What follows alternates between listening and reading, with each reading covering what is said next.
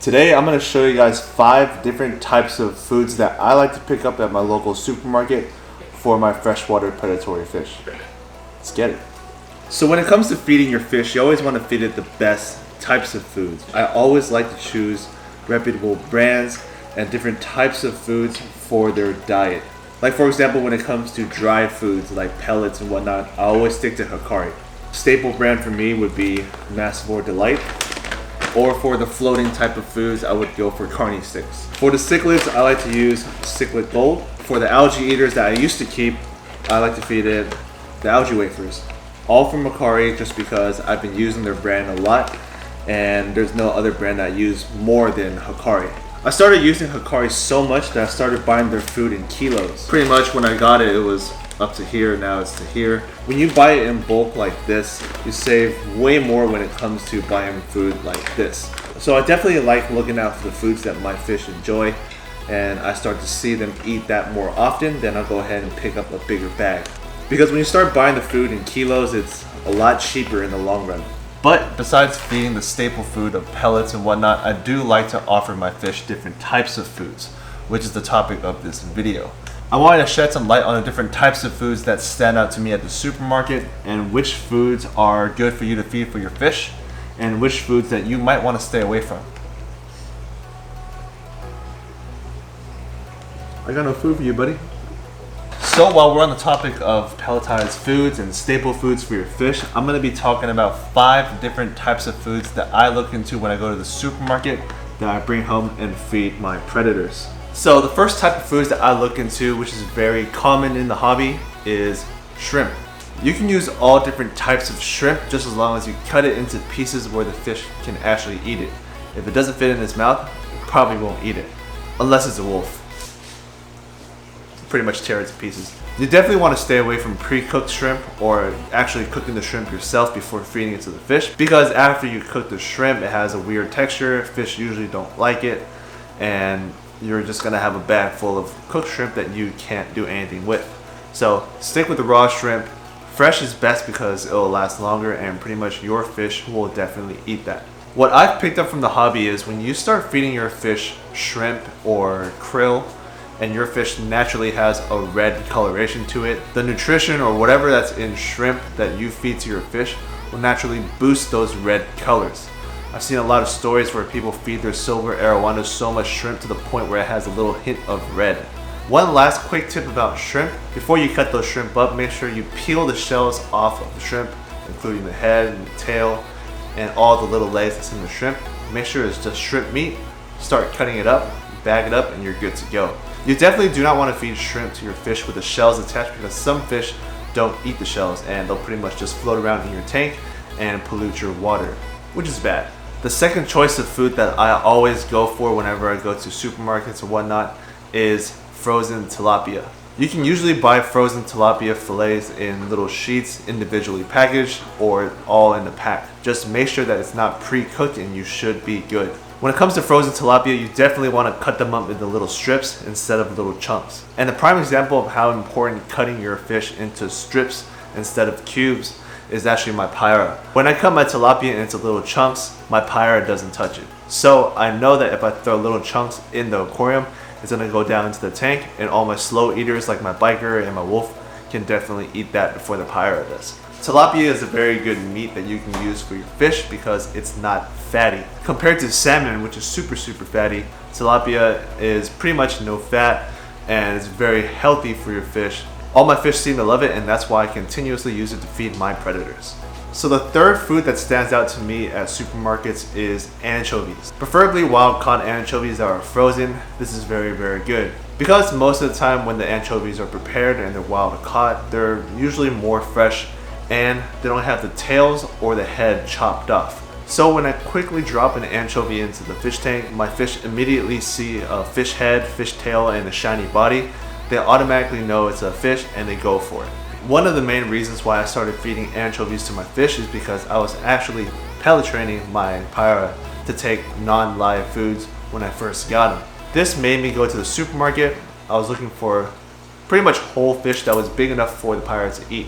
But I couldn't find any at a goldfish size or a rosy red size, and most of them were just as big as the pyro themselves. Until I walked into a specific supermarket that specialized in seafood, and I saw a big pack of frozen, wild-caught, non-prepared anchovies. Pretty much they're anchovies that haven't been prepared, because as you know, some anchovies get prepared with salt and whatever that they add to preserve it. This one is just fresh anchovies that I can feed to my fish. There is a lot of information out there about feeding anchovies to your fish. Some people say it's more salty. Some people say it's filled with fatty oils. Some people say that if you continuously feed your fish this type of food, it might be bad for your fish. But for me, I either use it for training purposes or as a treat. So I don't really feed anchovies to my fish too often. I only feed anchovies when it comes to mixing up their diet every once in a while or a treat. Quick tip about anchovies: if you want to wean your predator fish off of live foods, you can tie a fishing line to the mouth of the anchovy and pretty much fish it into your aquarium and simulate a live fish bouncing around in the water column. Your predator will definitely catch on to that, and that's how I got my pyra off of live foods. So anchovies, I thank you.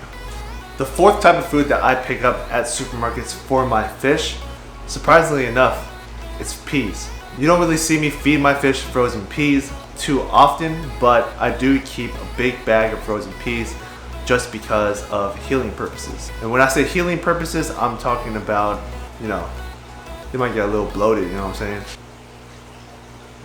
When you start feeding your fish a big variety of foods and they start to eat, and then over time they get bloated, and you're trying to figure out what to do, they're not producing waste, they just continue eating, try to feed it frozen peas. What you want to do is you want to blanch it. So what I do is I get a cup of boiling hot water, throw some peas in there, cut up the peas a little bit, and then either stuff it into the foods that I'm feeding my fish, or just throw it into the tank, and hopefully your fish will just end up snagging one. Frozen peas are known for being a really good tract clearer, or intestine clearer, or whatever. When you blanch peas, what you're really doing is softening up the pea itself, so when the fish eats it, it will be soft enough for it to digest. Therefore, it actually helps the fish produce waste, and then it'll just poop out all the stuff that's stuck inside them. So oddly enough, the fourth option that I always look out for is frozen peas. This last one is very, very important. I feed this to my fish on a weekly basis, and it's very, very good for your fish in small amounts. And that's garlic. Garlic is actually good for us too, but I'm not going to be eating a whole garlic to myself. That's just kind of weird. It might come to a surprise for some of you, but a lot of fish food actually has garlic inside of it. Garlic is very good for treating illnesses for your fish, helping your fish build their immune system up, and promoting their appetite, because the scent of garlic actually makes the fish want to eat whatever that smells like garlic. So whatever fish food that you're trying to get your fish on, if you have a little hint of garlic in there, your fish will pretty much be triggered to eat it. I've had this experience with my pyra. I always refer to my pyra because my pyra is my most finicky eater, so I pretty much had the most experience with my pyra when it comes to food and all kinds of things. And I also spent a lot of time experimenting with my old pyra, which was a pyra scone. This one's a pyra tatunia. It's a little better. I like this one a lot better than my old one. But back to the topic of garlic, if you have any medicated foods at home, like New Life Spectrum and whatnot, turn that container around and read the ingredients. I'm pretty sure you'll find garlic as being one of those ingredients, because garlic is known for helping a fish build its immune system. But the most important thing about garlic is it entices a fish to start eating. If you have a finicky eater and you add a little bit of garlic into the food mix or the frozen food or any kind of DIY food, throw a little bit of chopped up garlic in there, freeze it up, let that scent sit in the food itself, and start feeding your fish. I'm pretty sure the garlic will trigger your fish to eat whatever you're gonna feed them. To an extent.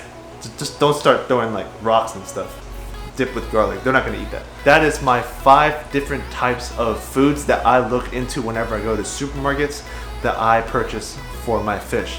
These foods definitely work for me, and I still use these foods from time to time. Depending on the fish that I have, some of these fish actually eat tilapia as a staple or shrimp as a staple, but some of them also do eat Hikari foods as a staple. To end this video off, I want to introduce you to my 2 little monsters that I picked up recently. I talked a little bit about it on my last video, so here they are.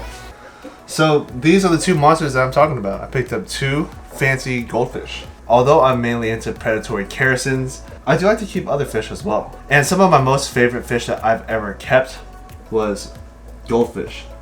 Especially the fancy goldfish, like the Ryukins, the Ranchus, the Lionheads, the Orandas. What we have in here is one common fantail and Oranda. So Oranda is one of my favorite goldfish just because they grow that big wen. And I wanted to get a fantail in here just because, I don't know, this guy just stood out to me in the fish store, so I picked him up as well. They're currently in a 40-gallon True Blue aquarium, so they definitely have a lot of room to roam. And this was actually the tank that I built that DIY filter for. As you can see, I only have a sponge filter on the left side, and I have that DIY filter on the right side. But this tank does have a lot of plants in there. From a quick glance, it kind of looks like there's just a little bit of Java fern in the middle. But if you watched my previous videos, you would have known that I picked up a pair of lotus bulbs. And those lotus bulbs turned into a lotus plant, which is actually in this tank as well. So the lotus plant is growing right here, and they're growing really well. Along with the lotus plant, there's a whole bunch of water lettuce and duckweed at the surface of this aquarium. The good thing about duckweed is goldfish do like to snack on them from time to time, so I don't have to worry about them going hungry every so often. Because if you don't know, goldfish do have to continuously eat in order to stay healthy. They don't really get full, they just keep eating, if that makes sense. Like for example, my fish outside, like the giant gourami, once it gets full, it stops eating. But for these goldfish, every time I pass this tank, I'll throw in a little bit of food just so they can continuously eat. If I'm not available to feed them, then they'll go ahead and snack on the duckweed up top. Another reason why I love keeping fancy goldfish is because of how interactive they are. They're not scared of people. They come up to the glass whenever they want to get fed. And pretty much they just need as much attention as possible. Which is why I consider goldfish as being a good wet pet. Because if you have children or whatnot, they'll be coming up to the front of the glass, interacting with the kids. And they're just happy fish compared to the fish I have outside, which hates human interaction. But as you can see, these fish don't care that I'm sitting right here next to the glass. They come up to me asking me for food, and especially because this tank's in a high traffic area in the house. It's kind of in a hallway, so there's going to be a lot of foot traffic here. And I wanted to have a fish that was not scared of people, that likes human interaction, and pretty much active swimmers as well.